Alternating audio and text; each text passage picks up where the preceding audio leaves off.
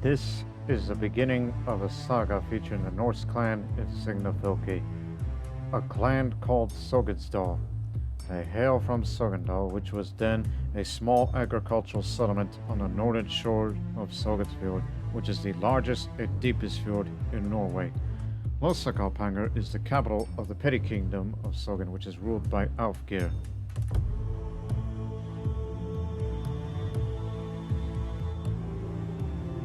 Ástríðr, who is seen by many as a lazy and incompetent ruler from some time, a faction within a court wish to overthrow him, but they do not have the will to do so, until now.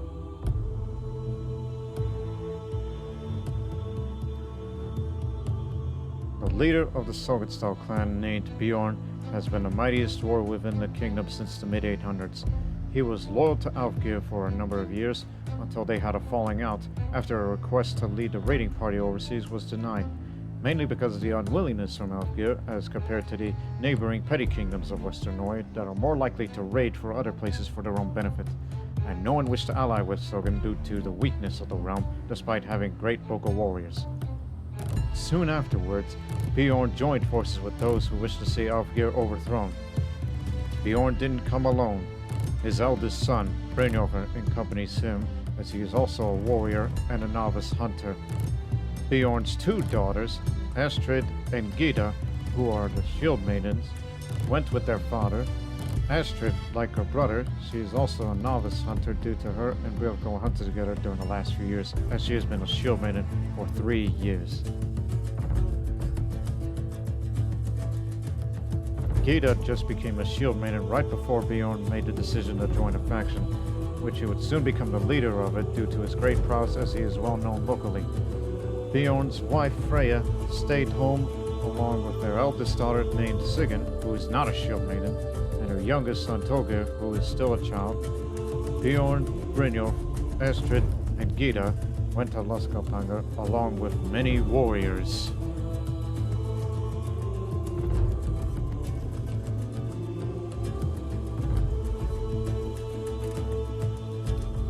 In the mountain pass that leads to Losakalpanger is the scene of confrontation.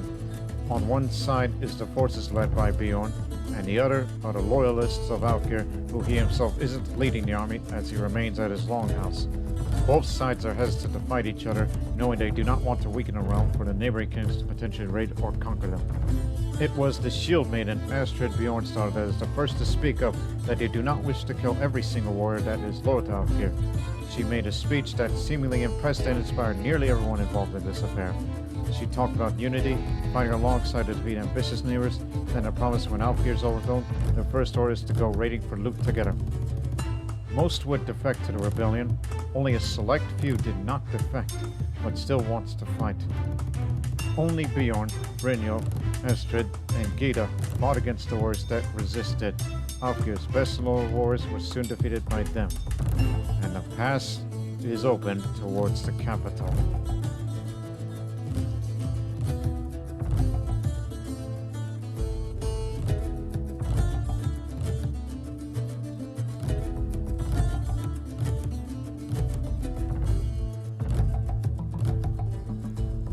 As the forces of Bjorn, alongside with those that had defected to his side, marched to the capital, the garrison are reluctant to fight against such a large force and do not wish to hold them off in the siege, as it is the middle of winter with their food supplies limited.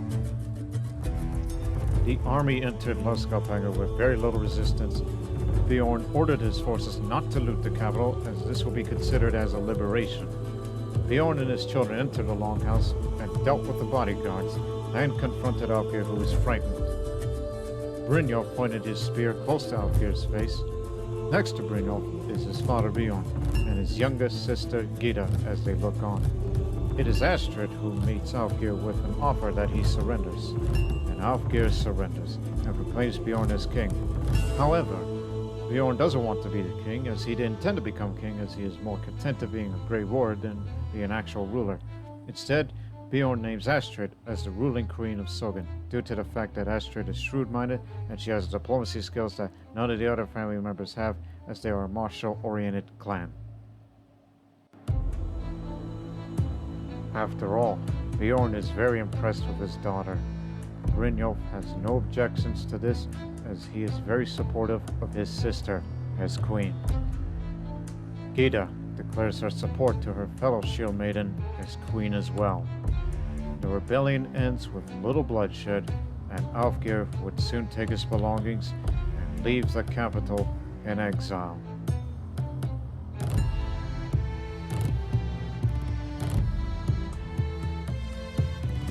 Now, the whole Sognsdal clan resides in Vasakalpanga. At the beginning of 867 AD, concurrently with the beginning of the rule of Queen Ástríðr, the sons of Ragnar Lodbrok are invading England, even though the invasion started 2 years prior.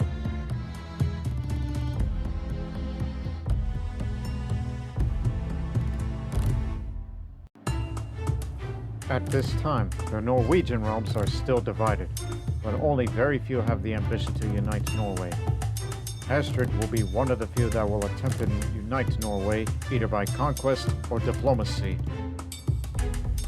She will be competing against the Danes and the Swedes, in which of the Scandinavian realms is the strongest. Ástríðr will recruit a large army that will soon be strong enough to defeat the petty kingdoms and expand her realm. And she will have to use any means to improve relations with some of the other rulers of the petty kingdoms of Norway that are willing to ally with her and eventually join her realm as vassals. Also raiding for loot when time allows, as well as hearing rumors by sailors that sighted a large landmass to the far west after their ships were blown off course while sailing to and from Iceland. One day, there will be a great expedition to explore the seas west of Iceland. As the wrath of the Northmen continues to rain down in England, in western Norway, there will be the rise of the Shieldmaiden Queen Ástríðr. This will be her saga, and the saga of the Sognsdal dynasty. Alright, ladies and gentlemen, welcome to a brand new series of Crusader Kings 3 here on the Lord Master channel. I am Lord Master, and this series is going to be quite different than some of the other ones I did in the past. This will be a Norse-centric series, which I often avoid playing in that area for years due to, well, obviously so many people play in that region, and even long after that the Northern Lords DLC was released, which again, I've not played in that region at all up until nowadays when I did some prior practice even before this newly released flavor pack from Rice that's just came out, which I'll tell you in just a moment. But now, as you can see, front and center is this character, which is the first ruler designed character since Bosnia. Because nearly 2 years ago in that Bosnian series I created my character, a ruler designed character who is male, and this one here is female, obviously. And her name, as it says here, her name is Ástríðr Bjornsdóttir.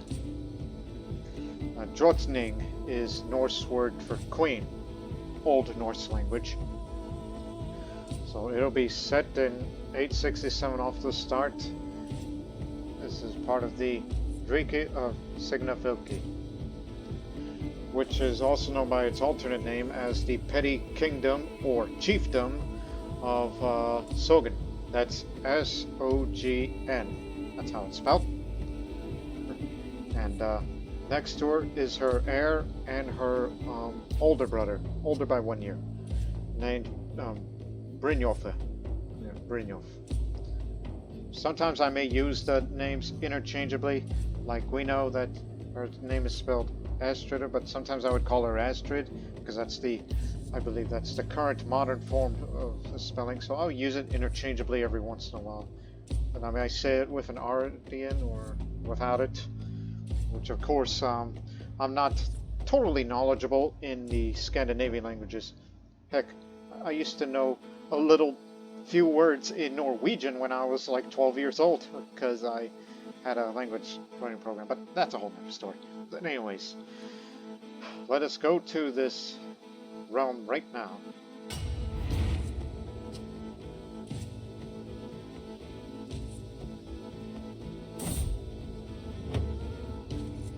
So here it is. This is part of Rice. That is Regional Immersion and Cultural Enrichment mod, version 1.72. It had 2 hotfixes before I started recording this series.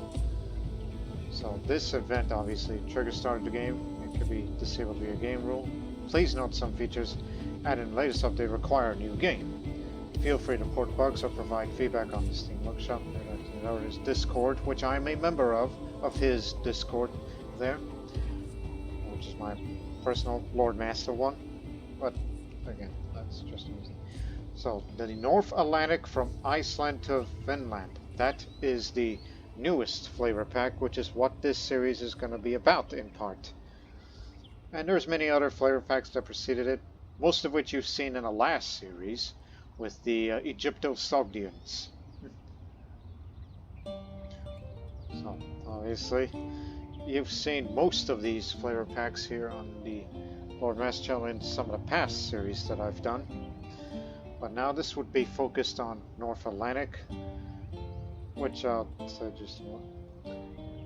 After being tossed about at sea for a long time, Leif glanced upon land where he not expected to be found. Fields of self-sown wheat and vines were growing there.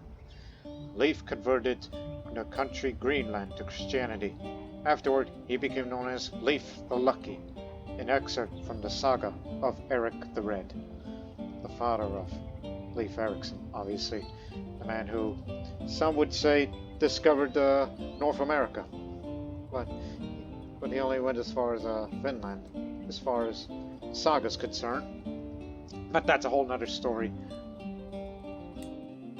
So this is where this series is set in Sygnafylki, and this is our capital over here, the Herad of Lusakapanga.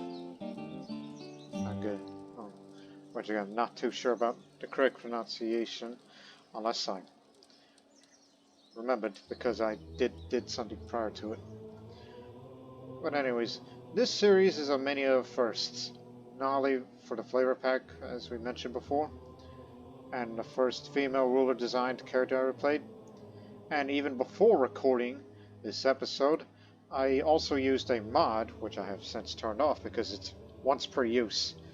And that is a new Sensible Family mod, which I used it to create not just her, but also her family. So I even added these pinned characters so you know some of these individuals. So we'll go through by them in order before we continue on this series. So it's proper introductions for everybody. My father, Bjorn Sognsdal. Sognsdal is the name of our dynasty. Triumph, love, prosperity. That's our motto, and I believe that actually fits the theme of the series as a whole. Triumph, knowing we would be doing a lot of conquests and raiding for the time being. Love, because this is a large family we have. A family of 6, plus 1 from the mother. So obviously the level splitter is obscure because this is a newly created house. And as you can see, that emblem there of the Odin of Ravens, or Odin's Raven, which we use that as a symbol of the dynasty, which I actually made it because of its significance in the Norse religion. So again, my father is the founder of the dynasty. He is gregarious, wrathful, and honest. He's also a skilled tactician, gallant military engineer, so he's our go-to, siege man. He's also athletic, and hell, this depends sound of body, but his prowess is very high. +2 from the 2 holy sites of Jorvik and Grogade, which is over in Kiev, I believe. Yeah, you're correct. Tell you more about the religion in a moment. And now my mother, Freya van Mule. The gods and my goodness is her motto. She is calm, just, diligent, elusive shadow, and she's also a seductress, which one would think in her younger years she kind of, there's a reason why she had many of us children, and I'm the middle child. So yeah, it's difficult not to desire. The true challenge is to be desired, is this seductress. Which knows what she did in her younger years when she was married to my father, a great warrior himself. And like my father, she's also athletic. She's shrewd-minded as well. And she does have a good degree of prowess. And because of her personality, if I want to, I can make her a Shieldmaiden. Which, of course, it's going to cost you a lot of prestige for this, which I'm going to need that prestige, which is going to be spent soon, which I'll explain in a few minutes. And she's our Commander, which is Spy Master. As you can see, she's dressed as such. My father is the Head Togi, which is Marshal, and also a Legan, which is Knight. Now, here's the eldest child, and my eldest sister, Sigyn. She is content, trusting, and temperate, and has an excellent stewardship education in Midas Touch. She's also a profligate, which compulsive spending causes her to frequently waste money on unnecessary purchases, like that fox cape she's wearing above her clothing. And because of her personality of being an honorable lackey, she's unlikely to become a Shieldmaiden because, 1, her personality, and 2, she's content. So she is unsuited to be a warrior despite her good prowess skills. So you could say at least she knows how to defend herself when her life depends on it. Which again, we're a martial-oriented family. And we mentioned before, my older brother, and heir for now, Brynjolfur. Bjornsson. Temperate and honest, like father and sister. But he's compassionate, so he's a much more nicer individual. He's also a skilled tactician. He's a novice hunter. An unyielding defender, which, if you give him command of the army, will take less casualties. And he's also hale, like his father. His stress coping trait is Confider, which, in sharing his problems with a close confidant, Brynjolfur has become able to manage life far better than he could alone. Which again, he's more compassionate, so we'll get along just fine. His prowess skill is 19, so he's one of the better fighters in the family. Of course, none better than my father Bjorn, who is the mightiest of all in all of the kingdom of Sogn. And now my little sister, Gyda, which she is vengeful, which is virtuous in our faith. She's also chaste, which you could say she isn't really interested in having a family right now, one would think. But she's also brave, which you ought to be careful, because likelihood dying in battle is 100% plus. Because, she's a fearless antagonist as the personality is concerned. Like everybody else, skilled tactician. She's also a winter soldier, which is molded by the bitter cold and knows how to turn it in our advantage, which, when it's winter out, the troops under her command will be moving fast, and advantage will be up when it's winter time, so sometimes I may give her command of the army when certain situations calls for it. But she's also a Shieldmaiden, which Gyda defies the normal structures of her society, fighting in the shield wall as though she were a man, which ups her martial and prowess skill in addition. And just like father, hale as well, fit and sound of body. Which, mind you, before recording, not only the character I created, Ástríðr, and Gyda, I made both of them Shieldmaidens for the sake of storytelling and roleplay. That's part of that reason why for that portion of the series. But there is another Shieldmaiden out in the world, but I'll soon introduce to her, because it's pretty rare to find Shieldmaidens off of a game start. And her prowess is excellent, though not as good as Brynjolfur. But again, She's a brave little girl who also serves as a thing, and because if a female character has a shield maiden trait, she's allowed to serve as a thing or knight, and as well as commander. And this is my youngest brother and youngest child, Togia, which he's already compassionate and patient, and unlike everybody else, he's comely, so he's pleasant to look at. So yes, a pretty boy when he grows up, when girls would look at him. Well, I mean, that depends on his orientation later on, but don't worry about that. Don't have a guardian. Well, it would make sense if you were to, where's father? Here it is. I mean, you are the son of Binyorn, so he should be the one to raise you. I don't want to be responsible of raising my little brother. No. I'm sure with my father's honorable venture ways, he'll teach him right. And since we're a martial-oriented family, let me make one little change. It's because he's bossy. He can often be seen ordering other children around. While he's concerned with getting things done the right way, getting things done his way is equally important. So it would make sense to go from stewardship towards martial. Again, we are a fighting family. We are a fighting clan. The only exception is my mother, unless I appoint her as a shield maiden. But it's my eldest sister who was never going to be a shield maiden in her life because of her content personality. So that will not do. And finally, here's one other character, Ástríðr, who used to rule here, as he was from here. We overthrow him because he was a paranoid, although compassionate, but also lazy.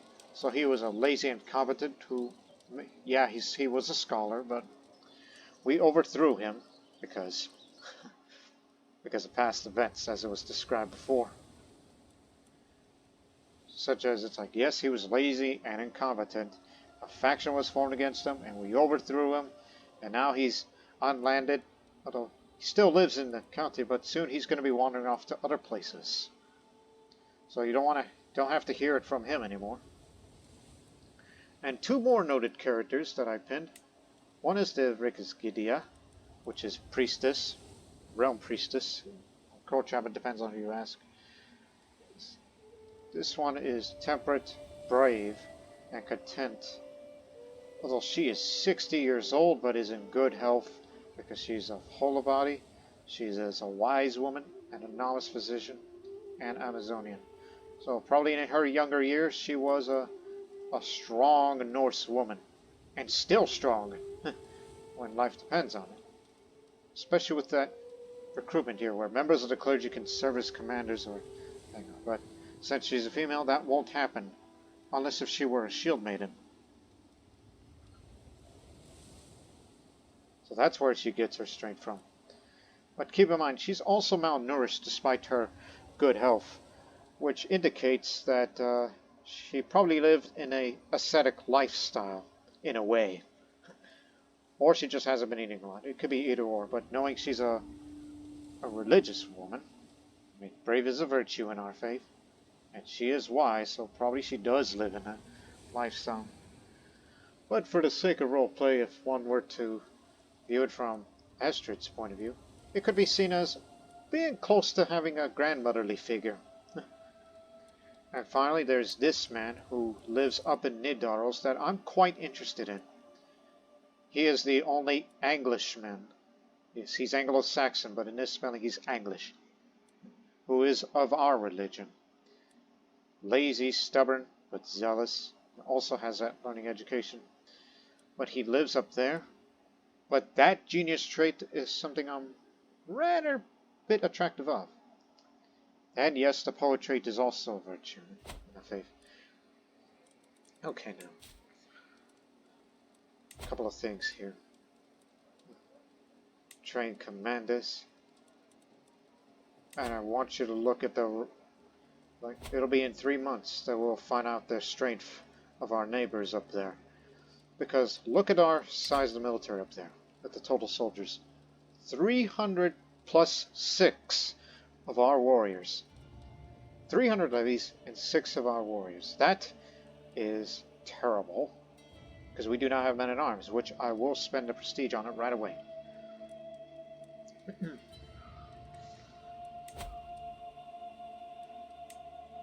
And knowing that I'm willing to spend all of the prestige for this.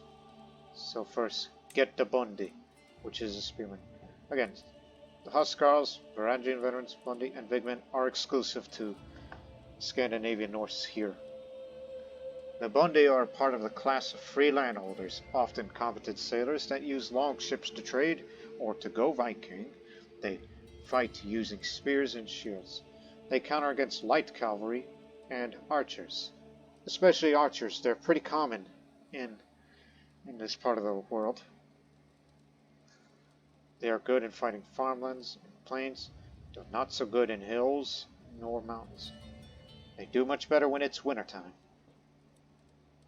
So that's one. And I'll get the Vigmen. Warriors in front, present, and impenetrable wall of shields protect archers in the rear. This tactic deters skirmishers while allowing a steady distance. These are archers that counter against skirmishers. Good in flat plains, but also in taiga, in the forested area. Which some of that in Norway is a bit forested, but it's mostly a hilly, mountainous country. Get that as well. And this is a must-have for any army. Huskarls. Germanic Huskarls are masters of using shield walls to block incoming volleys of arrows. They counter against both spearmen and archers, these two. Since you'll find them pretty common, that Huskarls are the way to counter it. Especially that they do a lot of damage against them. But we don't need to bring Varangian veterans because they're far more expensive as compared to Huskarls in terms of maintenance when you raise them up. But I think when we become a larger realm, we may consider getting these. But for now, further increase the size of those two since I still have plenty of prestige left over.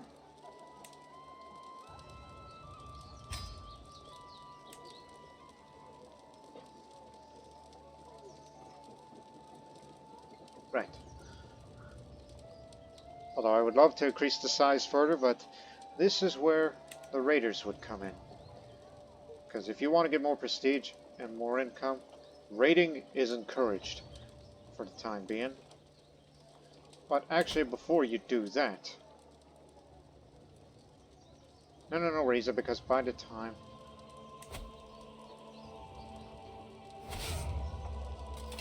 My father shall lead the raiding expedition,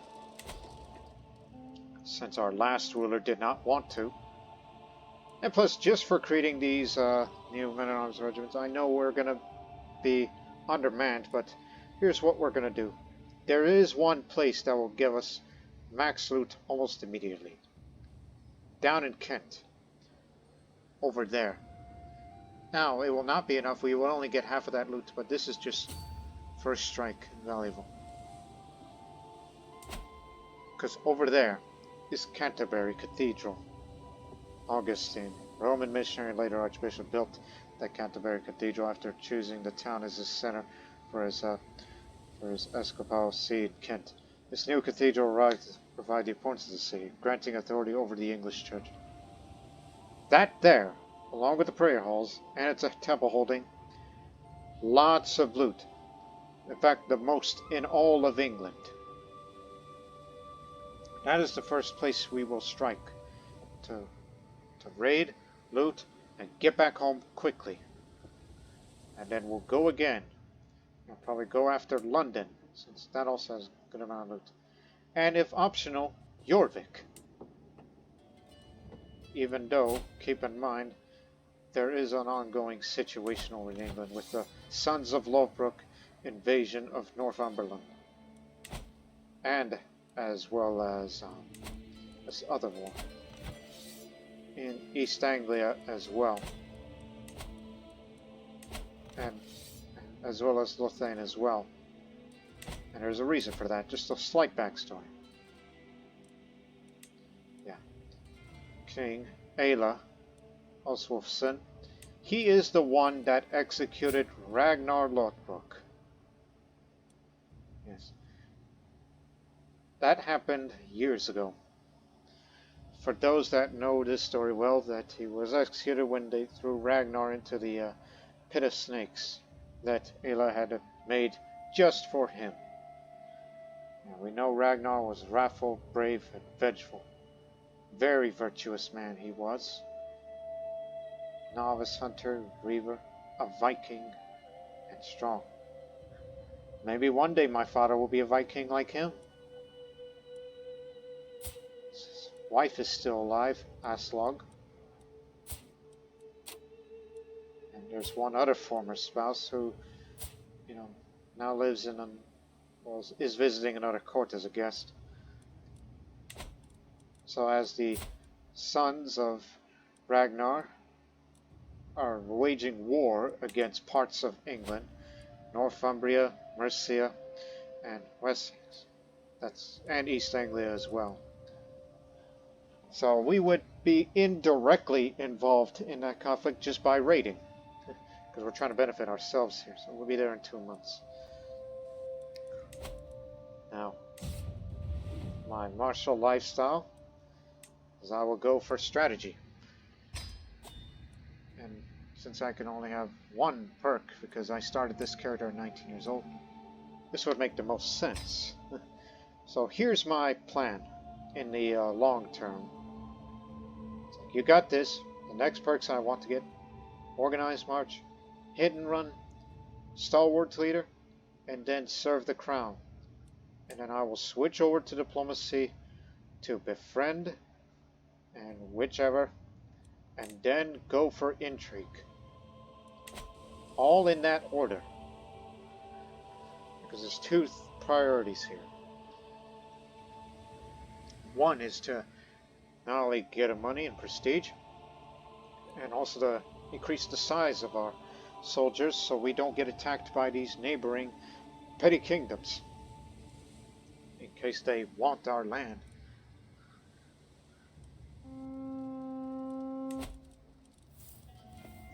Now I will determine a personal deity.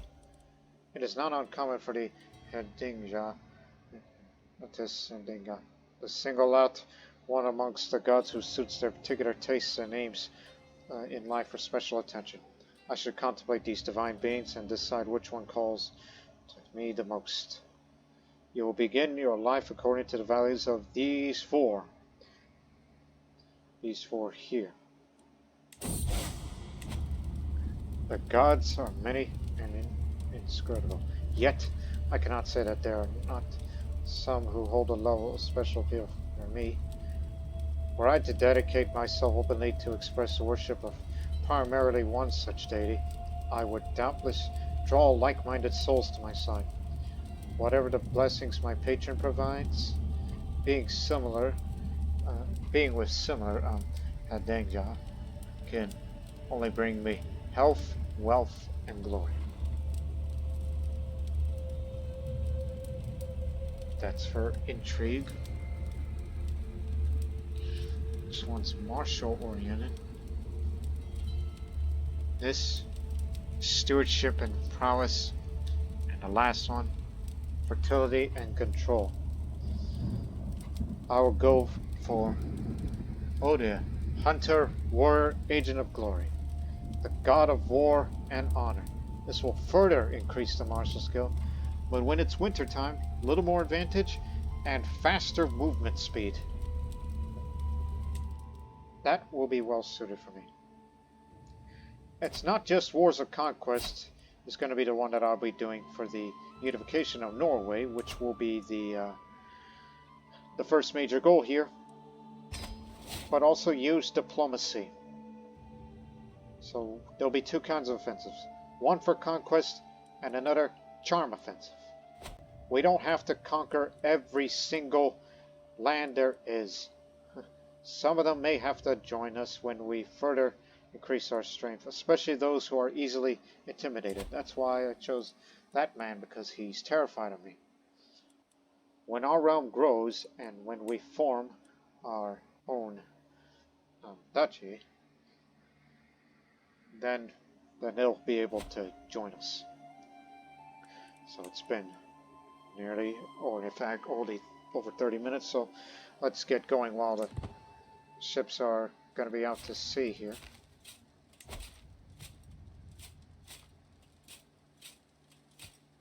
I think I got all the priorities straight. Also keep in mind, there is a major river, Sognsdal, which is the longest and deepest fjord in all of Norway.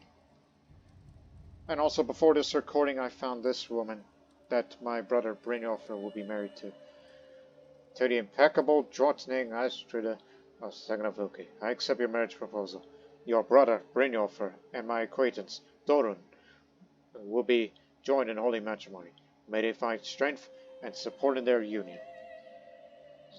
So, he was from this woman we found was from Hedjaltaland, which is actually an island over there. It's from one of those islands just north of Scotland. There's a reason why we brought her here. Not only because we found a rare Shieldmaiden, but also she's quick as well. So hopefully Brynjolfur may have children through her. And also she'll be joining in our army soon, when we return from raids and all that. So as they will travel through the fjord, and they'll be there in 2 months, so we'll use this time to explain this religion for those who are new to my YouTube channel and have not seen the past series or seen Crusader Kings 3 at all. So this is the Hedeni faith, also known as a Satru of the original vanilla version, since I use mods that changes these names and such. The native faith of the Scandinavian region. Norse paganism revolves around the reverence of gods known as the Aesir. Adherents are expected to live and preferably die in an honorable fashion. This has patron gods, where rulers can decide to pick a personal avatar or deity to venerate, gaining a related bonus.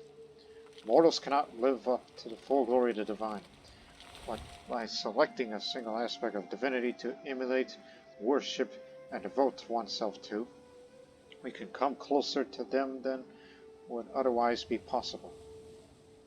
And obviously we have Warmonger. Faith and war go hand in hand. One who refuses to fight in the name of the divine cannot be called a true believer. So, at peace opinion instead of offensive war opinion, which you saw that a lot in the past series about offensive war opinion, well, there's no longer that. Rulers have a conquest cast spell against neighboring rulers. Prestigious rulers can use the invasion cast spell once per lifetime. If one exists, the head of faith can declare great holy wars provided his faith is organized. Members of the clergy can serve as commanders or the Tanga. As they're getting closer to England. And here's Blood, which is exclusive to here. We are all born in blood. We survive by the blood of our livestock, our family, our foes. It is only natural that the gods demand their fair share. So executions earn piety instead of costing piety, and be able to hold grand sacrifices once a decade for same faith subject and popular opinion. Deceitful is a sin, which makes sense when you think about Loki, you know, the trickster god. So that's why deceitful is seen as a sin. Craven is a sin as it's the opposite of brave. Forgiving is a sin because it is the opposite of vengeful. Wrathful, brave, and vengeful are virtues. Poet is also a virtue, but also those who are missing an eye, or has one eye, is also seen as a virtue. Okay, we're rating it now. So, mind you, the loot is 68 gold, but due to the small size of the raiding party, we can only take about 32 gold. At the most. Can only take about 32 gold. It'll be in a couple of days. But keep in mind, Wessex is at war against the Sons of Lothbrok. So they're going to be heavily distracted. So that's where we came in. It'll be done on the 10th of April.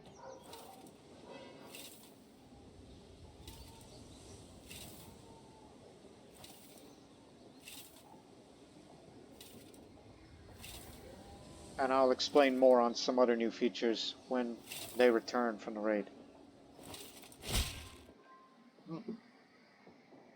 My dear daughter, my spies talk to beggars, merchants, and soldiers.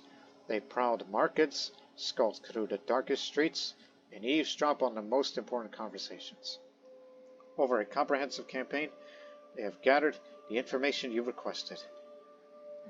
Jotun, which is king, Ástríðr of Sygnafylki, wealth amounts to precisely 27 gold, and he has rallied 742 men under his banner, led by a total of 2 veterans. Excluding mercenaries and other foreign soldiers, Ástríðr currently has the means to bolster his numbers to the total of 742 men. You see, this is why I'm getting these men at arms up, so we could be at even strength. Your loyalty is appreciated. I have the information I need. Thank you, Mother. There is another neighboring realm you must look up as well. Borderland.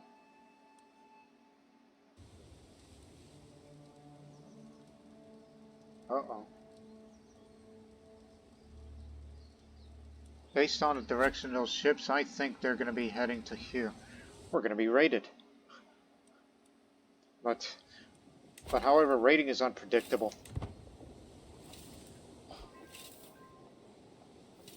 Torun, increased to Marshal. Ambitious, aren't you? And also, the reason you have a lower opinion of me is because of me having a short reign, because I am a new ruler, relatively. It was supposed to be... Yep, that confirmed it. They did come in and raid. It's going to take them 39 days. We won't make it. So this is going to mess with our development, and they're going to take 15 gold out of us. I mean, not out from my pocket, but from the land.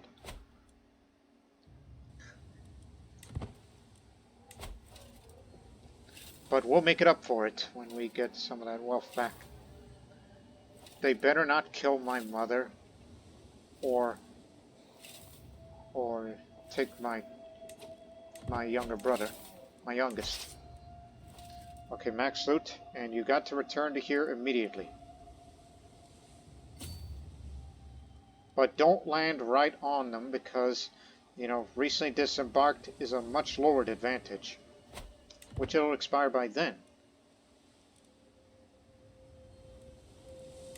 Oh, look, more raiders from another realm.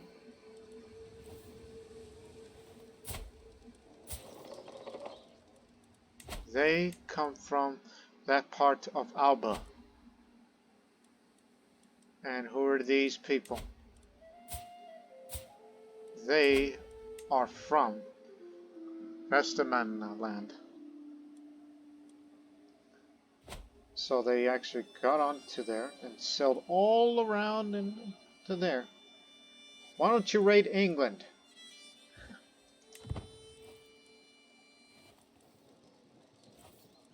I mean, there's nothing we can do about that. It's just we lowered our guard to them. And it's going to be too late for us to take them on because they would be leaving by then by the time we arrive. But keep in mind, since we just raided, you know, Canterbury, for example, this is how long it lasts before it becomes lootable again. Until 5 years. That's how long the effects last.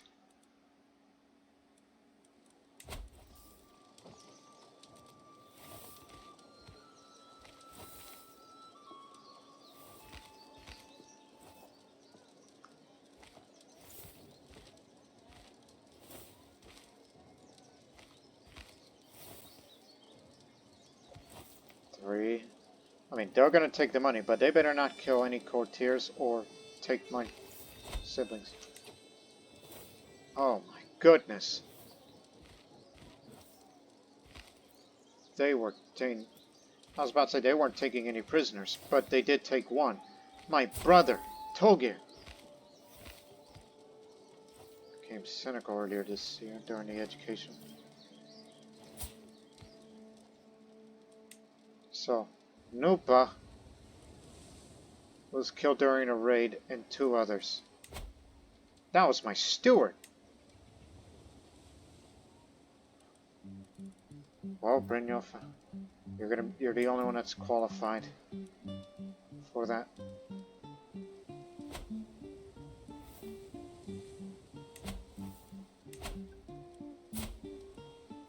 They didn't take her. I mean, she's at court, but she's not in the raiding party during the whole time. My counselor was killed and 2 other courtiers, which weren't probably important people, but still, they have my brother. They're going back to the fjord. They're going to sail their way out and go back to Vestamanaland. As much as we would like to get back at them, but however, it would not be wise. Well, actually it would be wise. Because, you know, they're at war. They already sent their armies to sail to Northumbria. Oh, stupid idea.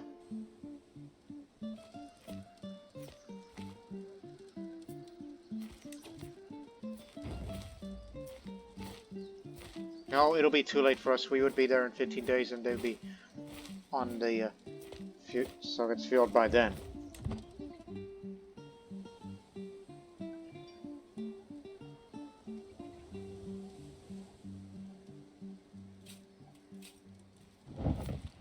Yeah, they got out of there.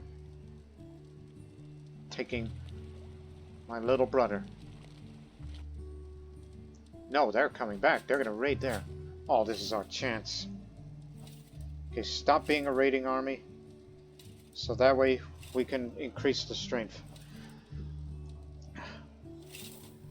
Hold on, move rally point. Since we had 5 and there's supposed to be 6 warriors here, right? Torun, join us.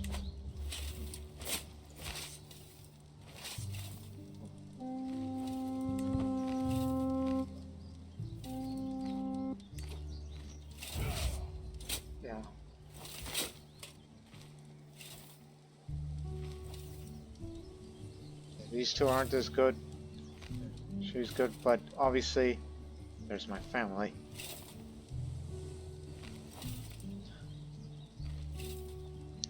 Apparently they're not going to come back home just yet. They still want more loot. And they're going to be going after up there. So remain in this position. Because each passing month, your levy and your man-at-arms size will increase. Our southern neighbor down there only has 315 men and 4 veterans and 26 gold. Thank you so much, Mother. So these 2, this one up here is more of a danger to us. Once they land, they will have less advantage, and we will get back at them. We'll probably win. Their opponents recently disembarked. They have the mountains and they have more soldiers than we do. They're higher quality. As I was content with just raiding and getting more loot, but see, they have a prisoner of war in there. My brother, it says imprisoned by, but it says prisoner of war. That means he's still amongst in that army. If we defeat that army at least once, we can get some of that loot back of 15 gold. We can get some of that loot and the prestige, and most importantly, get my brother back.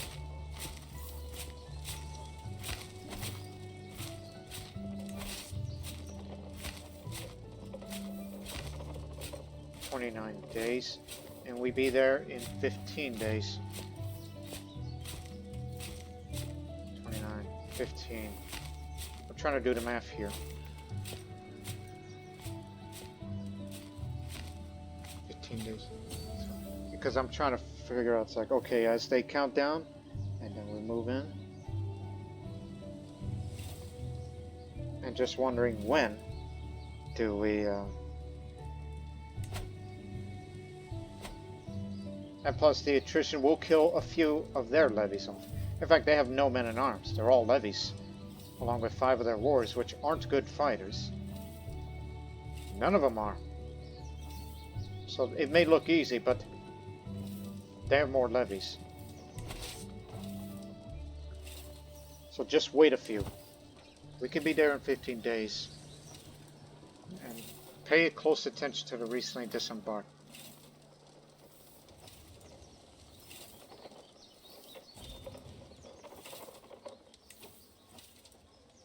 Be there in 15 days. Yes, because we would reinforce a little bit more of our... That's why I wanted to wait a little. It's for these to increase the size a little further, and then it'll be more advantage. Greetings, Ástríðr. I'm willing to release Courtiers from my care, but freedom does not come free. Consider my offer. I am not paying you. I would rather fight to get my brother back. He's still a prisoner of war. He's not in a dungeon. No.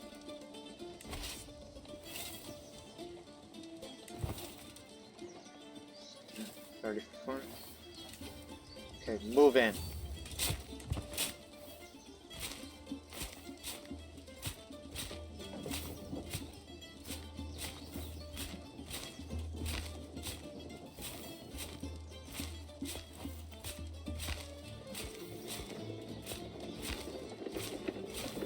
You dare mess with my family. 4, 3, 2, 1. Actually, I may have miscalculated. It's like we should have waited just one more day, then we would have been reinforced further, but we're committed. Remember, no men in arms. I got a bunch of Finga. The commander isn't good, but I'm here. This is for my brother.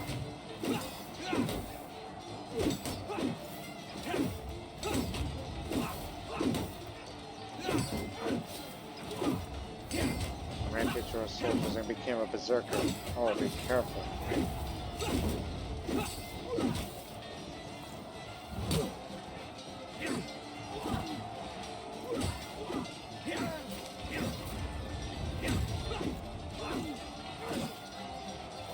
They're going to be retreating now.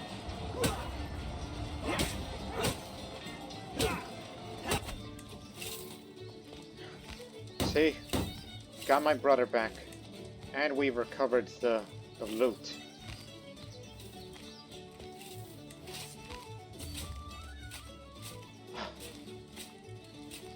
You can have your post back.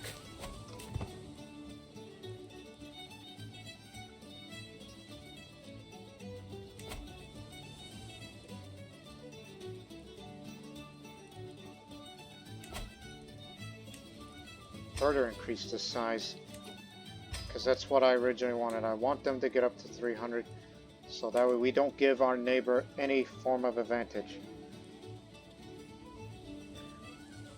And there is another way to get more prestige. Go hunt. It's very cheap to hunt, but it's just a great way to get prestige.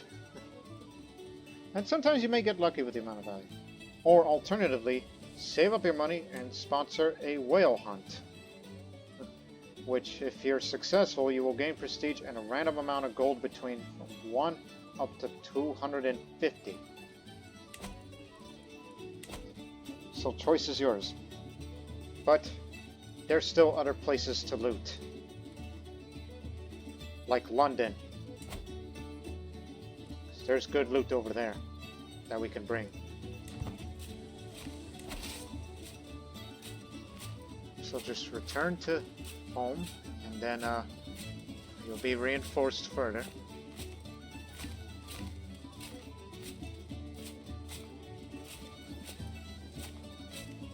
So don't mess with my family.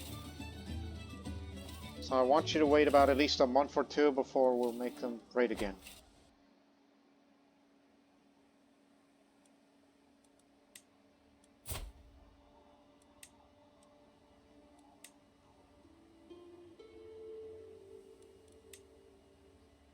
Yes, on the 22nd of May, he was imprisoned during a raid. And then months later, we got him back. It's pretty traumatizing for a child like him to be, like this. But, I mean, look, he was a nice kid, but at least he was patient. He just waited for us. He waited, and we rescued him. And of course, he's a bit of a cynic, so maybe it wasn't all that traumatizing to him, one would think, for a child like him. And there's a good reason why we need to increase the reinforcement size. Just a little bit. Look at the garrison of London. It's about over 100, so this is why you gotta sit there and wait.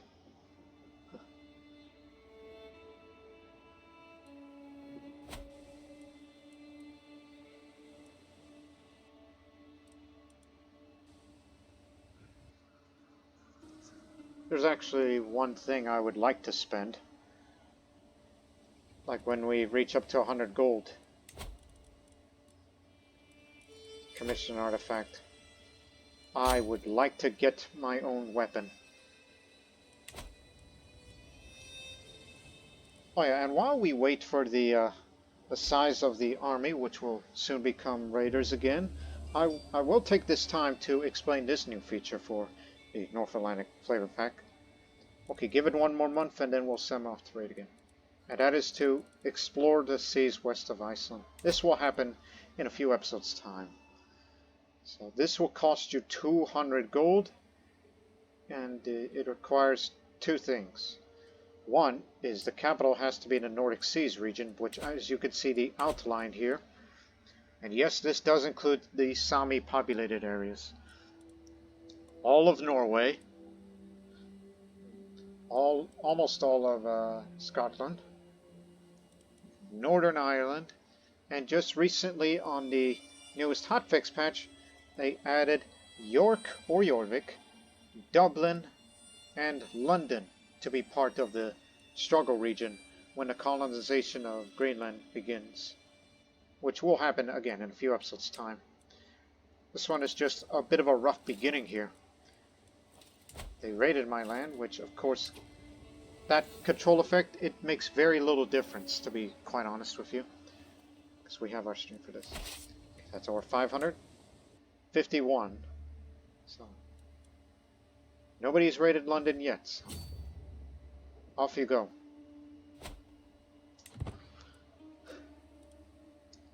And when you return from London, the money I'm going to be spent is to get me a weapon. So I'll increase the speed in just a moment, because there's one more thing.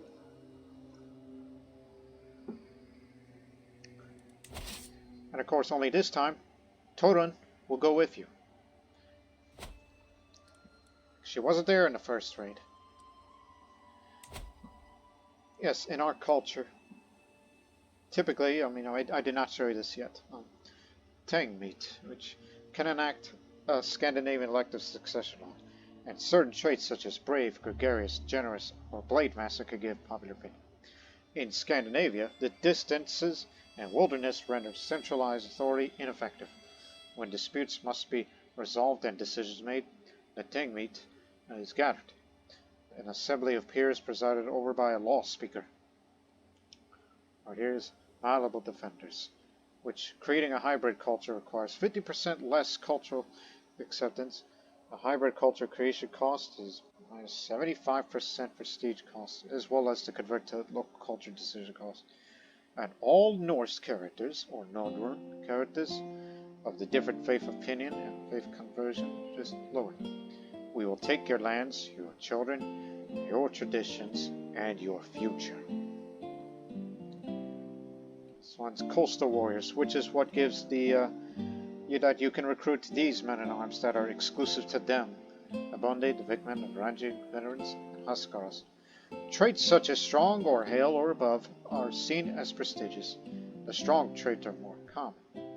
We have always been drawn to the shoreline. The sting of sea air, the crying gulls, the scent of smoked fish. What warrior would ever opt to live far from the water and its freedoms? 1 second. Still ongoing. Father's about to arrive in London now. 100 of London. There's good loot in there. Not to mention it's one of the European trading posts. Part of the Silk Road and European Tradeways mod. It'll take you 56 days. As long as nobody disturbs it. Unless I have to get involved in battle. Now, let's continue. Performative honor. Characters of this culture may become Shieldmaidens if their faith's gender doctrines are biased against them. Crimes by characters that you cannot imprison and who aren't your liege may be settled via single combat. The Craven trait drains monthly prestige. Traits such as weak or delicate are looked down upon. This gives out +1 of these individuals here. So, honor is born, yes, but honor is also earned and lost through deeds. By pursuing and avenging slights, or failing to, soldiers fade to scum while whelps grow into warriors. Now, swaying event. To make Droten Tadiat skin of Sygnafylki more susceptible to my attempts at approaching him, I can include a compliment on Nick's mischief in his court. I'll be sure to mention his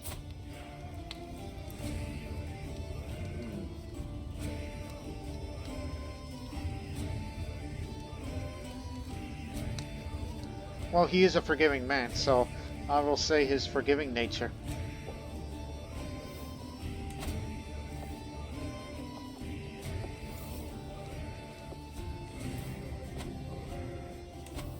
Another tradition, Northern stories.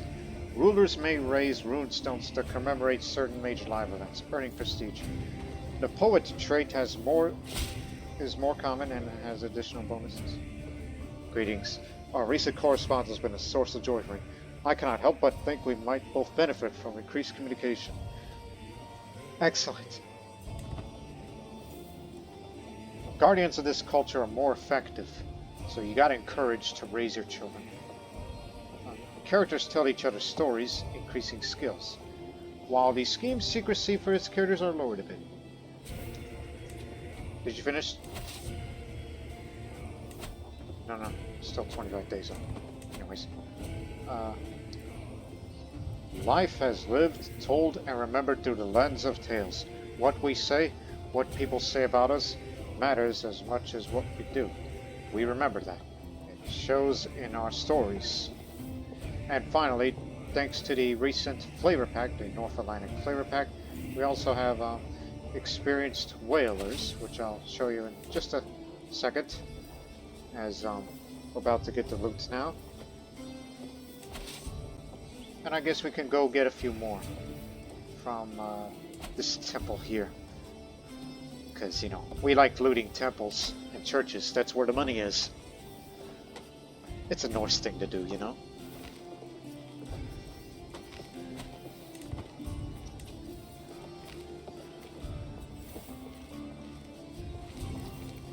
That place is mine. I know where he's going.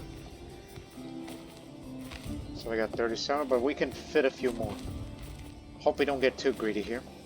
But anyways, last one, experienced whalers. It unlocks the decision to sponsor a whale hunt, which it's much more reduced cost to embark, while I have +2 coastal advantage. This culture is well practiced in the methods used to hunt whales and how to extract meat and blubber from the whale. Aha! Beat you to it! But there is one culture in the game that has a much improved version of it. The Uskal, the Bosk. They have master whalers, which unlocks the decision to sponsor a whale hunt. And compared to the other cultures, who also has this decision, has better odds of a successful result and might gain more gold if that happens. It also unlocks the decisions to exempt whaling towns from taxation and levy extra taxes on whaling towns for rulers of counties of this culture. So it's basically an improvement for the characters of that culture. There are a few other cultures that do have experienced whalers. Besides the Norse and its successors, such as the Icelandic and the Norwegian. When are you done? 17 days. And the Sami have it too. They have experienced whalers. And the Perma, they have that too. Scots, the Irish, they don't have that. But Bretons, they do have that too. It's just something for you to be noted, people. If you are ever interested in doing these kind of playthroughs as I am showing you now. Even though I'm only doing the early stages and giving you an introductionary.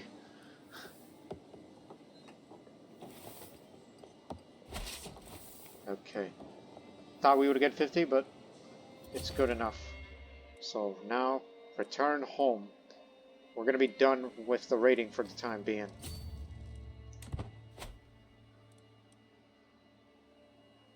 Okay, what else am I missing? Oh yeah, I didn't properly finish the thing of the requirements. Your capital has to be in the Nordic Seas region. Like say, if you want to explore the cities west of Iceland, like say if you are from England and you're in London, then make sure your capital is in London so you can have this ability.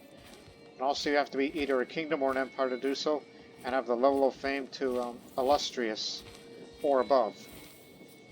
Obviously we're quite far from it. That's the reason why I said a few episodes down the line we will have that decision. We got a problem here. We're trying to leave, but looks like this Wexian army doesn't want to let us. I mean, it's not the whole army. But however, we'll probably win. They have more men in arms counter. What do they have?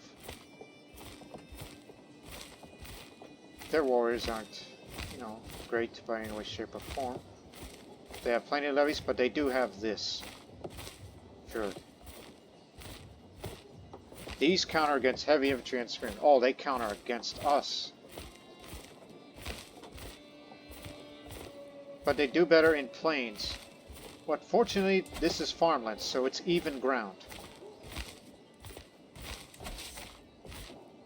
I don't think our soldiers fight well in the farmlands. I don't think it was ever intended. Actually, these do. The farmlands around here in England is to our advantage. But since this is not in our territory, it wouldn't matter. But I had to play this army. Because if we lose this battle, we lose the loot, and who knows what else we may lose.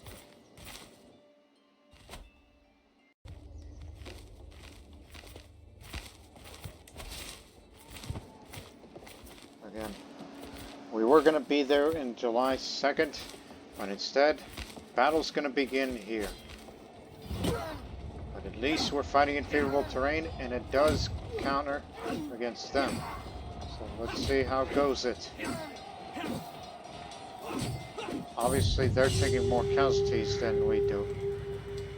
Swinging to and from with my blade, I find myself increasingly confident in my skills amidst the battle I'm fighting in. Is this what being an unstoppable feels like? Suddenly, I'm brought back to earth as I nearly dodge a blow from an enemy swordsman. The strike that he sent on me, which was originally destined for the side of my head, instead scratches across my face, leaving me stunned and bleeding. Not as unstoppable as I thought. Give me a physician. Ástríðr, you're a novice physician and wise woman. You know how this works.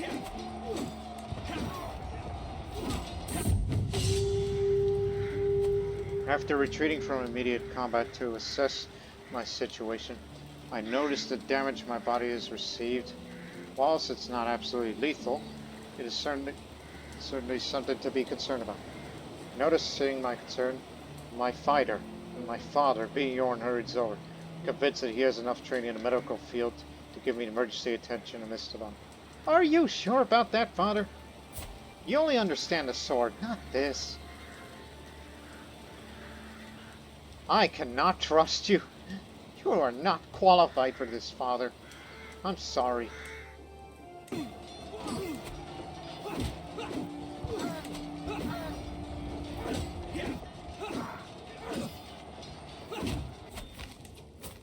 Okay, we've eliminated their army. Now we can go out safely. Take over. I gotta go home. Our first day of combat during the rescue of Togir, I didn't get hurt. And out of all the ones that, again, from that first battle up there, or thing, it was only this man, who was actually their commander, became a berserker after he rampaged through our soldiers. And a berserker trait is just somebody that's not to be messed with, even though he's still not that good. So he didn't hurt any of us. Out of all of us here. And you're in Bragantford, which was a slaughter, even though we took minimal casualties. There were no events to that battle, except I got hit by an English swordsman, which it was going for the side of my head, but it hit me in the face, so I've been wounded. So it will probably heal fine in given time. So I should be fine, thanks to my athletic background. And I can understand, Father, that I'm your daughter and you cared for me, but I'm not gonna let you treat me. No. No. You are a gallant warrior. So, it's not something that you should be doing. That just pretty much tells you how he loves his children. Just get the loot back. He'll be here in 3 months. And I kind of noticed Gata is also ill, which she was probably ill during the battle before it. So she was fighting sick. But knowing we have a physician now, she'll treat her. And plus, knowing her, she'll do fine, thanks to being hailed through Father Bjorn.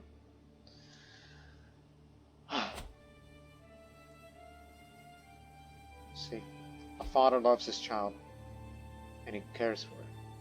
So that's twice it happened. Come on. So we're still going to get 49 loot, even though we took small casualties. When are you arriving at the Thames? 6 days. Yeah, that battle actually delayed it.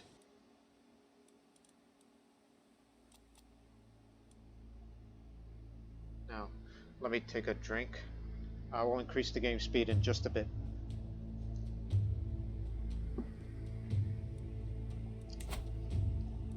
The innovations. As part of the medieval arts mod that I'm using, Viking art is what the culture head, Bjorn Ironside of Svithio, is fascinated about. So, the cold, harsh lands of Scandinavia are home to a dynamic and rapidly expanding culture. The Norse aren't just the masters of pillaging and trading, but also skilled artists and architects too, strewing the lands that they settled with temples, ring forts, and burial mounds. So this would unlock the burial mounds line of buildings, and rulers may receive events about artists, craftsmen, or artifacts, which will probably not happen in Ástríðr's lifetime, but certainly for future generations, when Norway is united and all that, which would be the long-term goal.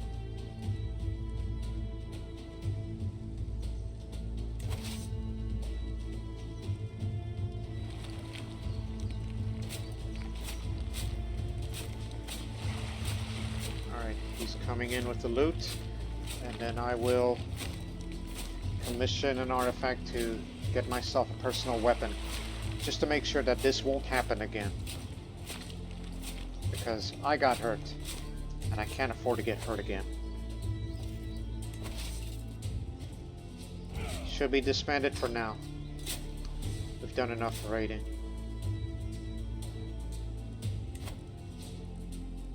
The alternate is, if you want to gamble, let's sponsor a whale hunt. Maybe we'll get lucky. Who knows? Maybe we'll get up to 200 gold. So, you have a 74% chance of success, which is influenced by my traits and skills, especially stewardship, but also martial and learning. So yes, we Nordmen have hunted whales for generations. A whale's carcass is a source of much profit thanks to its meat and blubber, which can be turned into a valuable oil. Thus, I like to fund a whale hunt in my name. So, here's some historical context. Whaling has been practiced by many cultures across the world since prehistoric times, starting in the medieval period. The Basques were one of the first societies to engage in large-scale commercial whaling, and were considered the best whalers in the world by the early modern era. Medieval rulers engaged with the whaling industry in different ways, such as granting whaling town privileges or levying extra taxes on them. This was especially true for the Basque whalers. So it has to be a culture that has either of these two, but the master whalers are for the Basque only.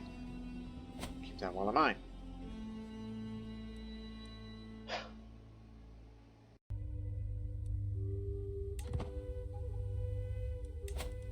Yeah, you know what? Sponsor a whale hunt.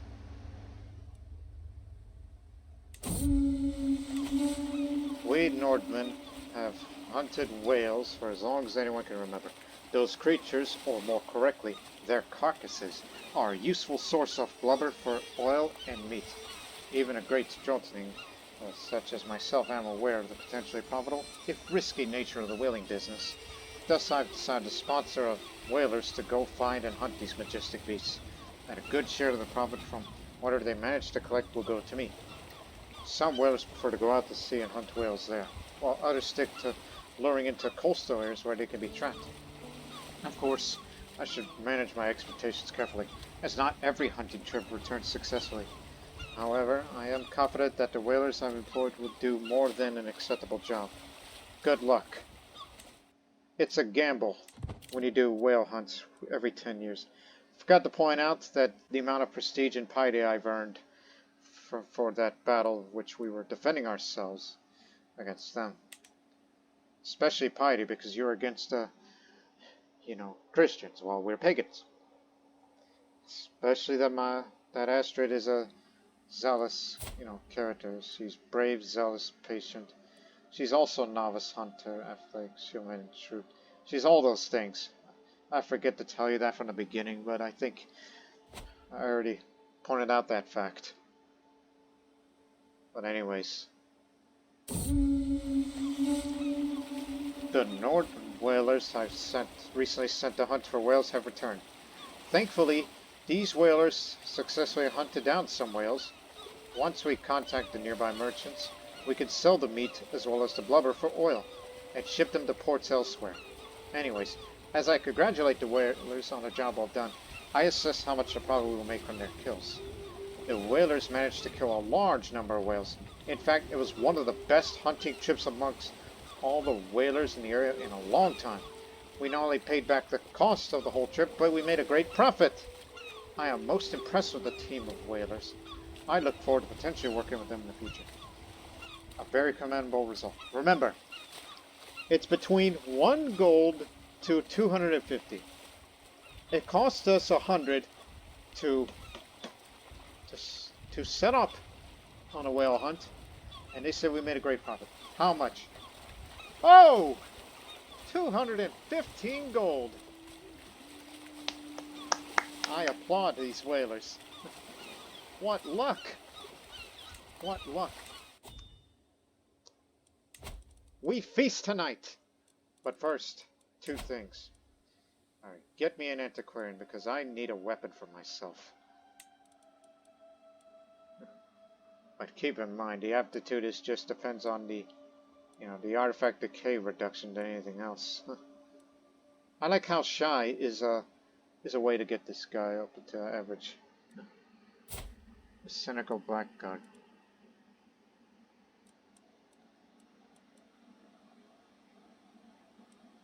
But I'd rather have my sister, Sigyn.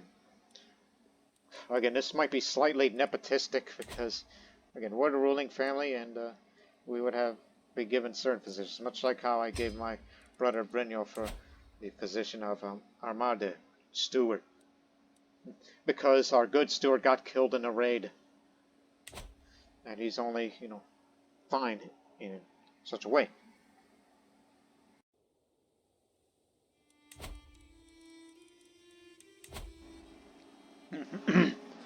What is the point in being a Drottning if I don't have nice things to show for it? A new sword would be nice, or maybe a brooch. Get me a weapon. David looks at me intensely before bowing deeply. It's both an honor and a privilege to forge you a weapon. He speaks in a dignified way, but there's a glimmer of excitement in his eyes that betrays his serious demeanor. Tell me, what is your preferred way of fighting with a weapon? I wish to forge something that would suit you the best.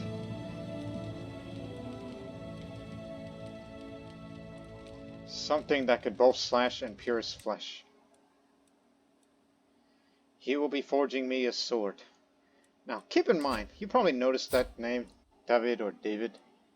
That was like, hey, wait a minute, that's not a Norse-sounding name, that's a Christian name. Well, one of the mods I'm using is more Scandinavian names, which adds more names for certain cultures such as Norse, Norwegian, Swedish, Danish, Sami even, Finnish, Karelian. They added more of those list of names just to expand on it. So there's no limits of that.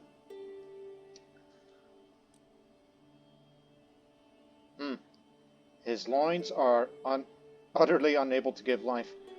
Well, he may not have that, but he can certainly be the one to forge me a weapon. And he's a poet too. If you stick around, I might make you a court poet. Which I don't think we have that ability around here, do we? As a court position? No, you don't. You have to have a royal court for that.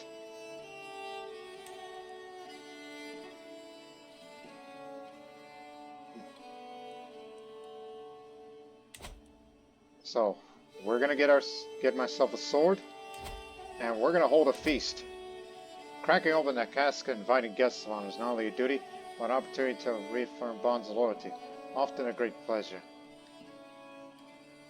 Again, we're doing this not only for a bit of prestige, but it's in celebration for one of the most successful whale hunts that the realm has ever seen, out on the coast of Norway.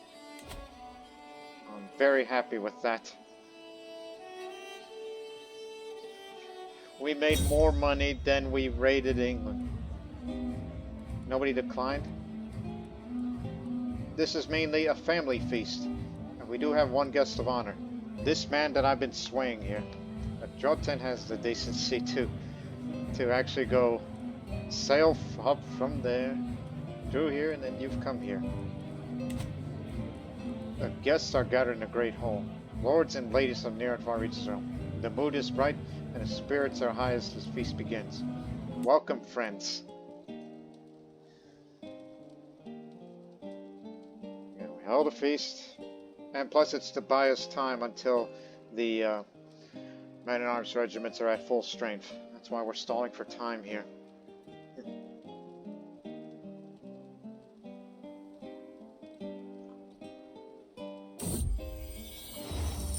Lately, my efforts to impress have fallen flat.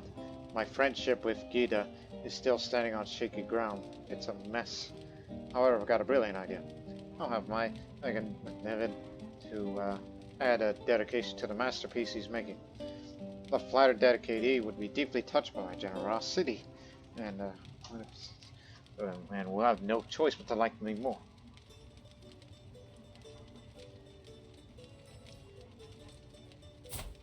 Yeah, I'll make you my friend, because you're my fellow shield sister. So, yes, we became friends because he dedicated an artifact to Gyda. I had something else in mind. I kind of lost my train of thought because there was something else to do. Oh yeah, increase the speed just a bit. Words of war. What right does Bjorn?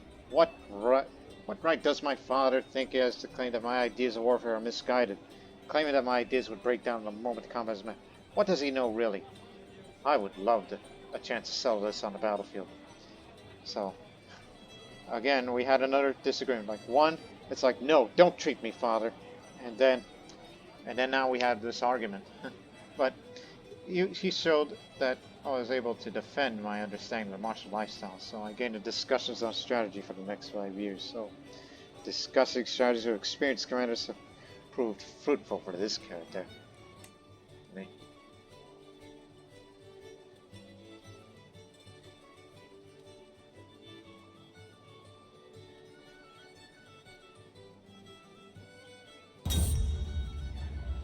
After having spoken over dinner a while, Gata leans over to tell me that she finds it impressive how knowledgeable I am about so many different things. She recognizes true intellect, I see. I gain a bit of prestige.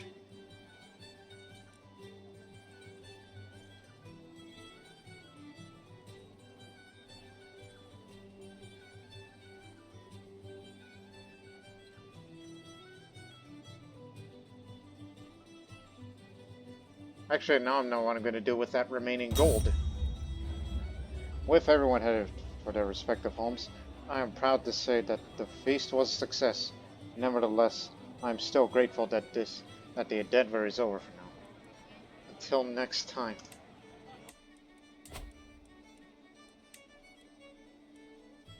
Yeah, it's enough. 5 years, 8 years, 8 years, 3 years. We do have spearmen and archers, so get the palisades. And increase the development, which would also increase the bit of that construction time. Instead of, well, it's still going to be 4 years, so it's going to be till November in 4 years' time.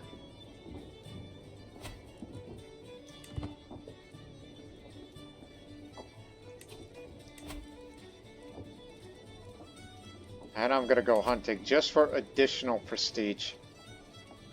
Plus, it doesn't cost much. You can get all that money back by raiding. But we're not in the mood to raid it for the time being.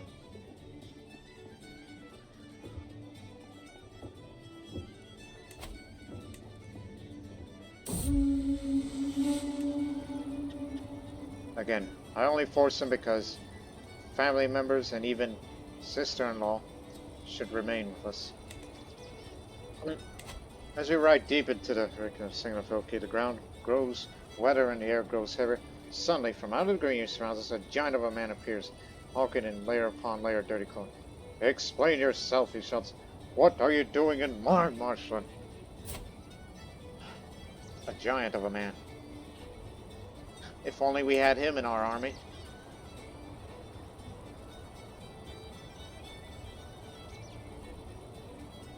Hey, you know, that control still hasn't recovered since the raid. I'll just say, let's talk this through. I'm not interested in the stewardship. Let's talk this through. The madman's unreachable by logic. Blast.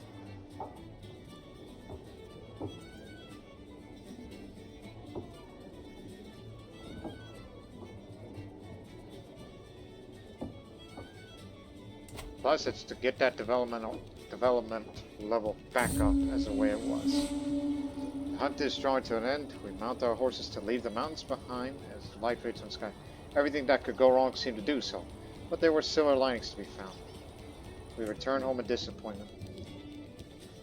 Stick to whaling, even though you can only do that every 10 years.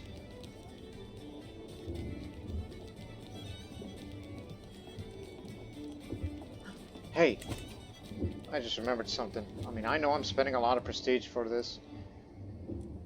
I mean, I don't want to increase the size of this just yet, of the Huskarls. Mother, You still got the good combat skill. How'd you like to be a Shieldmaiden? Again, the whole family must stick together.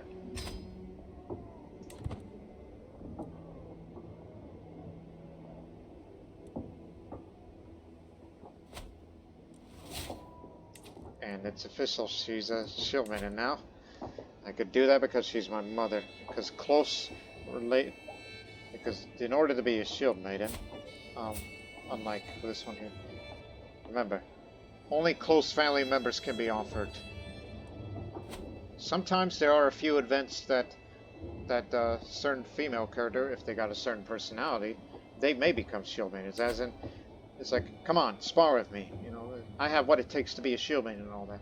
Or if you're raising a child and this little girl would say, when I want to grow up, I want to be a Shieldmaiden. You know, it's one of those ways of how to get that Shieldmaiden trait pop up in certain parts of the world around here.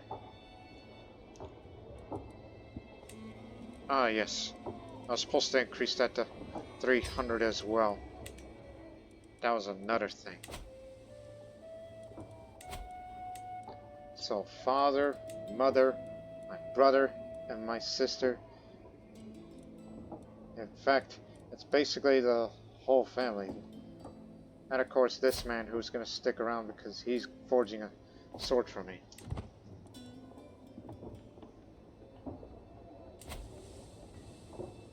They're building palisades, so that's the first place we ought to go get. First place for conquest will be up there.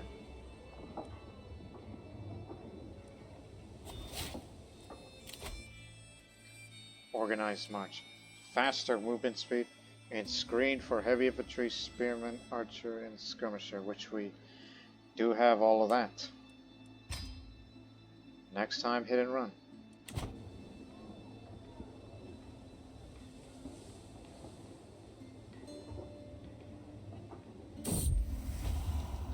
It looked like it would be a tedious evening once the feast and entertainment was over, but Drottning Hodgar saved the day by suggesting a reading from the City of God.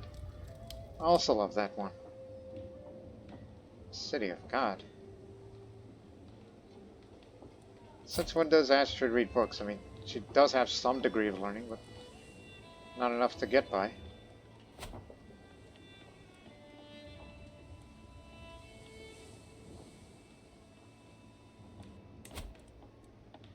In a couple of days, the development level will be back up to the way it was before the raid. Wherever I go, Jonathan Hodgar of VIET is sure to follow. That look in his eyes, the words on his lips, I know exactly what he is after. That powerful neighbor of mine. Since when did I become suddenly so attractive? Because I'm a young warrior who's been wounded once? I'll say never! The world will know of his perverted nature. Characters close to me who dislike adultery will not like him, and he will never attempt to seduce me again. You're going to be the first place that's going to get conquered when we're at full strength. You got that? You're first, because you attempted to seduce me. And plus, he's building a structure that would be proved useful to us. We're building palisades here, and so are they. When it's under our control, we'll have palisades there as well. So it'll be a little more defensible. Plus, it adds more to the toughness and damage of our spearmen and archers. Not to mention levies.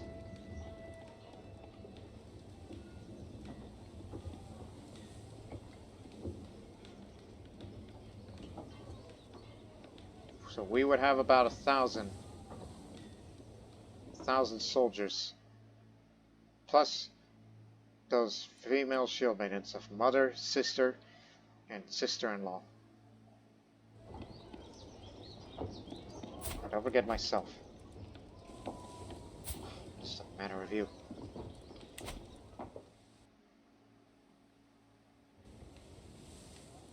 In fact, I'll tell you what. When the progress gets up further and further, I will not go to war until my sword is finished. That's a reasonable one.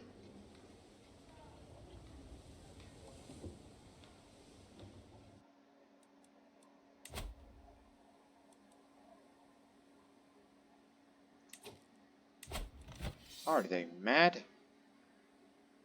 Started 20 days ago. That's the one that raided me from earlier. Huh. I would love to raid them back, but I can't be doing that.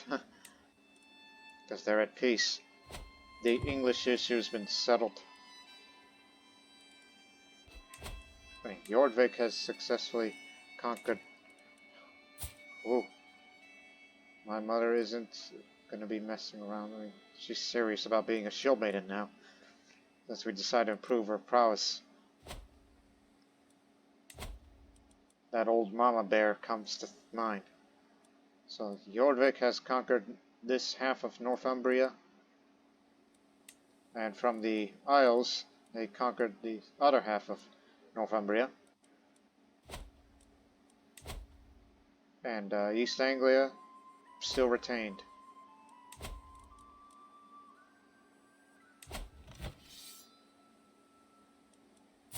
From down there, they want this bit of Mercia. So those invasions of England are still ongoing. The wrath of the Northmen are still raining down on England.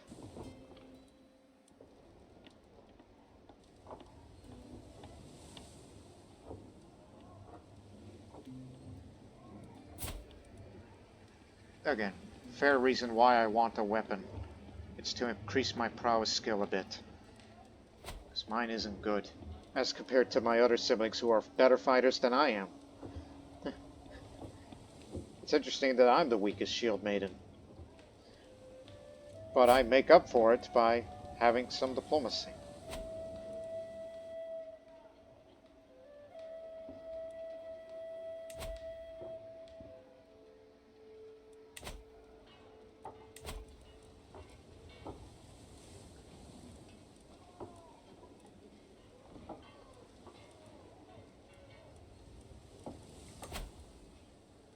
Plus, we still have no prisoners, which, when we do get prisoners, in fact, I think about the next episode after this, this is how we're going to end the episode. This War of Conquest here, for Fridtjof. And after that, that'll be the end of episode 1. And episode 2, we'll be heading south to take this neighboring realm. And then, we'll try to get them in, as we've been trying to vassalize them. And then we'll eventually head up to Nidaros. Basically most of the coastal areas.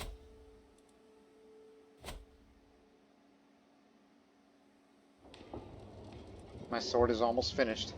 Too bad I didn't get too many events that relates to increasing the progress for this sword I'm about to get here.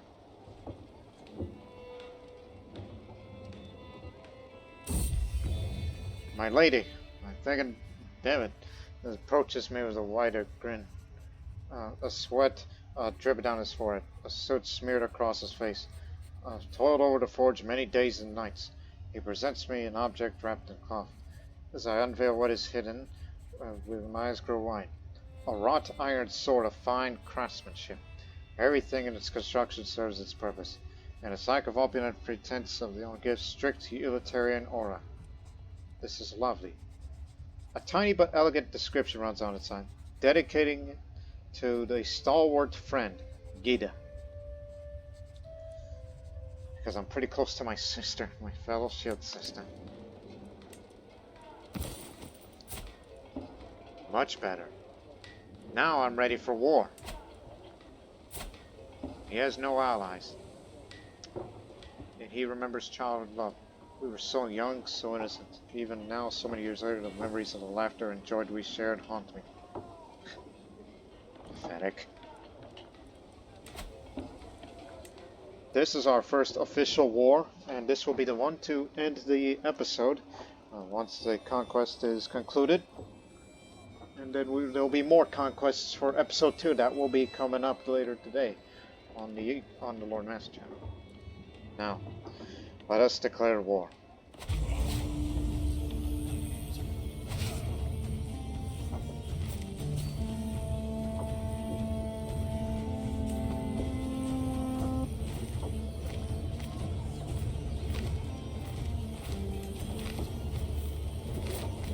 3 days.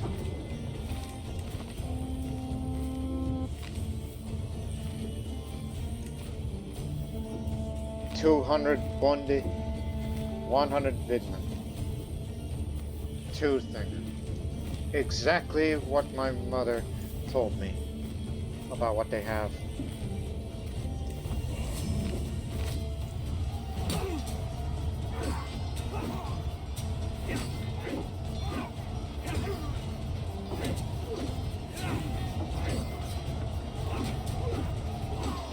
We're unwounded.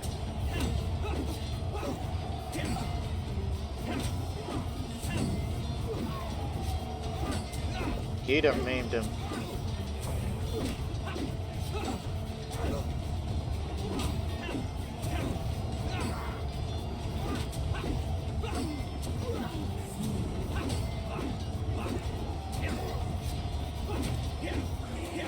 David ripped the head off and he became a berserker.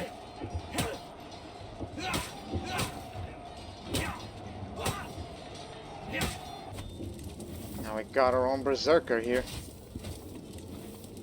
Take over, Father. Because you're the man of the siege. Because if you didn't have it, it would be 20 days for the next siege event. But with my father in place, it'll be every 14 days instead of 20. And plus, in our culture, we do not have the ability to bring in siege weapons. We don't know those. Jotning or peasant, high or low, it does not matter. In the end, we're all mortals. I was reminded of this as I woke up coughing in the early morning hours, a dull ache pounding through my head and throat. You seem to be under the weather, my lady. I know a fair number of subtle remedies. Do no more than is necessary. It's just a safe treatment. Ástríðr told me to undress and kneel with my buttocks raised. That was awkward enough, but when I saw the instrument in her hands, I almost bolted. She must have noticed because she patted me calmly on the shoulder and told me to stop clenching. The enema turned out just to be what I needed. For now, the worst of my symptoms are alleviated and the world seemed a little brighter. Don't question her. She's a wise woman who lives in a malnourished... Well, I mean, she either didn't aid in the past or she lives an ascetic lifestyle due to herself being a wise woman and all that. But it's a good thing I was able to get myself away from the front line. I wouldn't want to go to combat sick.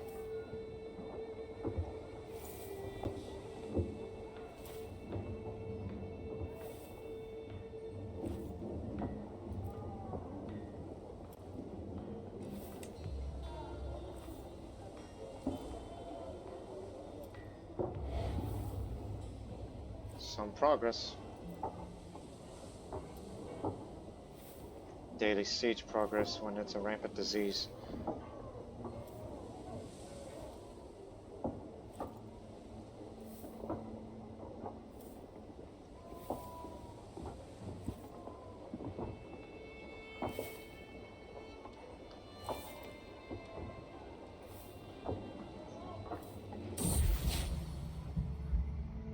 Desertion. As I woke this morning, saw the rays of sunshine falling through my window. It took me a moment to realize I had slept soundly for the first time in weeks. I did not wake up coughing once. I'm glad to be well again.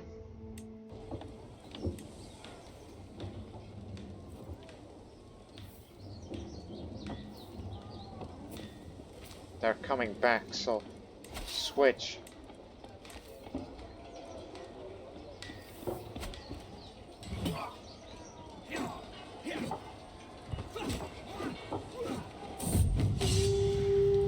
I stood on a ridge overlooking the battle of a short distance from the front lines. Me and my father observed the enemy's force movements. Everything is going as planned, in accordance to what I organized at the start of the battle. When suddenly, he turns to me and points an unexpected enemy rush into the weaker section of our main force. We must reposition our men to defend that charge, he says, before asking to go himself, insisting the tactical changes needed. Father, I am the commander here, so he and I will assist the defense under my command.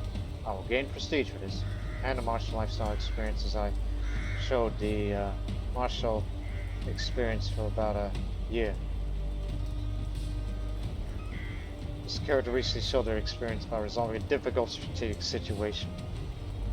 I might get wounded for this, and so will my father. Follow me, Bjorn, I said. Follow me, father, I says, before signaling my personal guardsmen to follow me about. Using my experience, I give them tactical commands to follow while maintaining my own authority over the handling situation.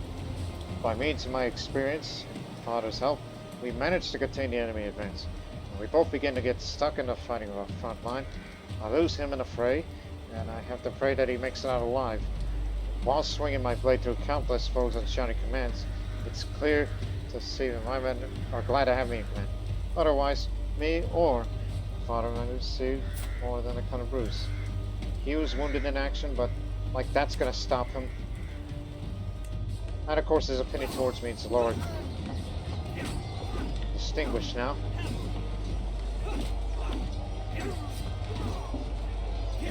He does a berserker too, in addition to being a Shieldmaiden.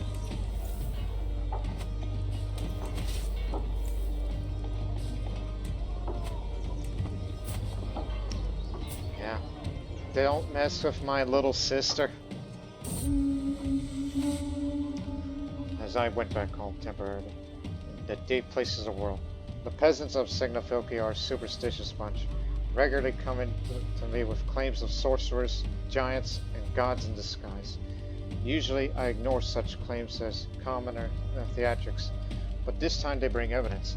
A jumble of bones and torn flesh fragments insist it was recently an elderly washerwoman. The locals insist this is nothing less than the work of a troll, and I demand to scour nearby woods with a dispatch for the creature.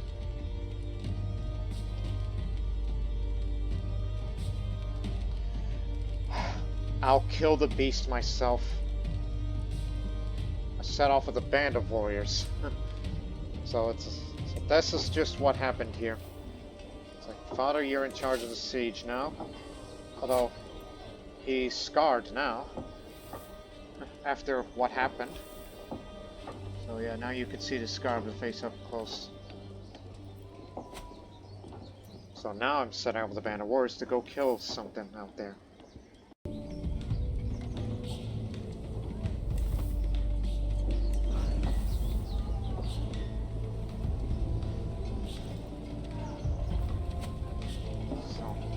While my father handles the siege, I set off into the wilds of our realm. The woods whisper gently as we trudge forwards, holding my small party of retainers in a tight, shadowy embrace. I fancy it's just the wind. Some say trolls sing like the wind when alone. Several disappearances have happened near this clearing, making it likely camp for the beast. At least that's what the locals say.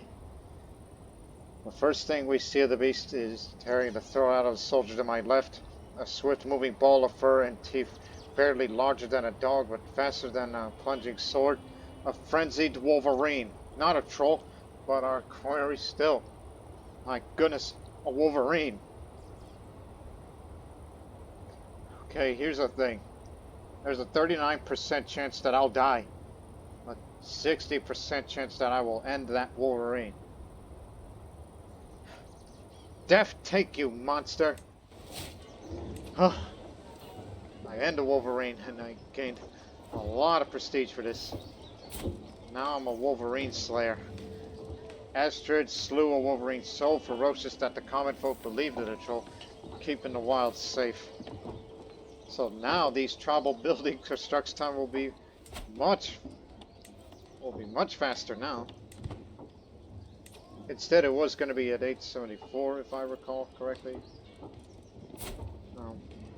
Tribal buildings or holding buildings. I don't know what you mean by that, right?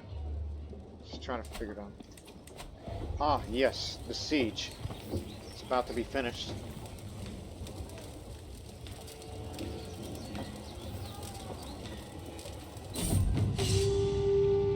I step out of my tent and rub my eyes.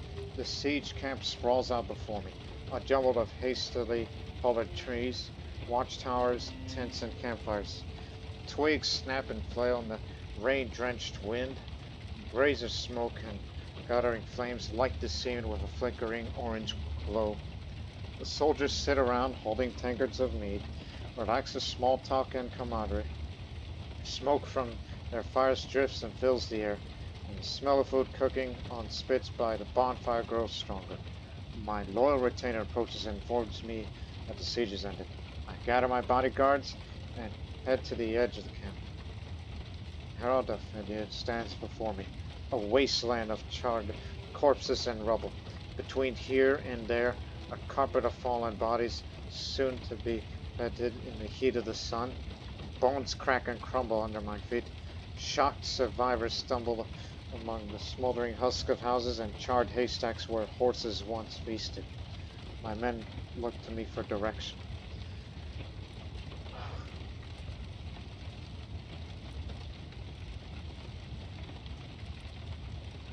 We don't have that much money, so let my army run wild. I mean, even if you were to conquer a county, the control would have been reduced to 0 anyway, so it doesn't really matter. And I will gain some dread out of it just to intimidate some people. I will gain 50 gold out of this, and this would be considered as an act of tyranny to some. I mean, not talking about within, but some individually. But make sure, don't end the war just yet. You need to get some more gold off of them. Okay. How about your spouse? No? Okay, well then what about...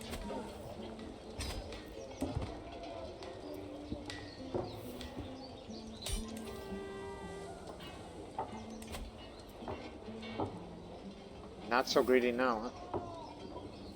So we're just emptying...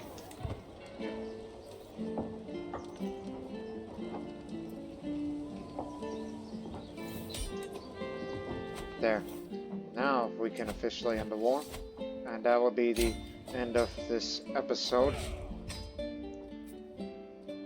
So we hope you people have enjoyed the very first episode of this series, since we saw the raids of England, the whale hunt, then we hunted down a wolverine and conquered the first of the many realms of Norway, because the unification of Norway is to be a priority.